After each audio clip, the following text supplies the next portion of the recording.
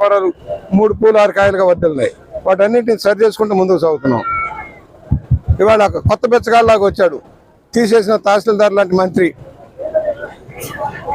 చెల్లిపోయిన వేణుగోపాలరావు గారు. ఏం చేశావు నువ్వు? స్థానిక తలబలం ఉండి కులబలం ఉన్న చోట గెలవలేక పరారై రోడ్లకు వచ్చావు. ఏం సాధించావు? 3 ఏళ్ళు ఇన్ఛార్జిగా ఉన్నావు.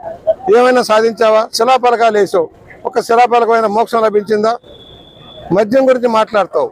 నీకు సిగ్గుందా అని అడుగుతున్నా. మద్య వ్యాపారంలో మునిగి తేలిన నువ్వు మా గురించి మాట్లాడే అర్హత ఉందా అని అడుగుతున్నా.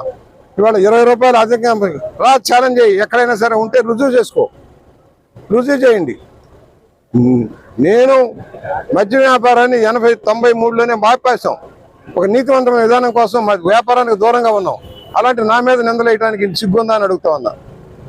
ఇసుకలో దోచుకుంది నువ్వు, మద్యంలో దోచుకుంది నువ్వు, ఉద్యోగాలు ఇస్తానని దోచుకుంది నువ్వు, పరిపాలనలో అవినీతికి నువ్వు మా గురించి మాట్లాడే అర్హత ఉందా? వేణు ఒళ్ళు దగ్గర పెట్టుకుని మాట్లాడు. నోటుకు వచ్చినది మాట్లాడితే తగిన మూల్యం చెల్లించుకోదు. 64,000 మెజార్టీ నన్ను గెలిపించారు. ఏదో సాధించాను పొడిచానంటే ఎందుకు 64,000 మెజార్టీ నన్ను గెలిపించారో అర్థం చేసుకోమని కోరుతా ఉన్నాం. ఇకనైనా జ్ఞానోదయం పొంది జాగ్రత్తగా ఉండమని హెచ్చరిక చేస్తా ఉన్నాం. ఇంకా ఉన్నాయి. పంచాయతీరాజ్లోను కానీ ఆర్ఎన్బిలో కానీ రోడ్లన్నీ బిగినవుతున్నాయి. రేపు ఎండాకాలంలో చాలా పనులు చేస్తాం. పుష్కరాల నాటికి మండలంలో నో వర్క్ మండలంగా తీర్చిదిద్దడానికి కృషి చేస్తా ఉన్నాం.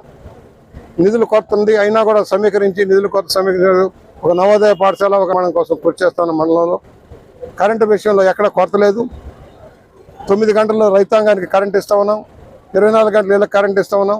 కరెంటు కోతలు అని చెప్పి దుర్మార్గం ఆలోచన చేస్తున్న వైఎస్ఆర్ పార్టీ నాయకులకి అది గుణపాఠం అని కూడా హెచ్చరిక చేస్తా ఉన్నాం.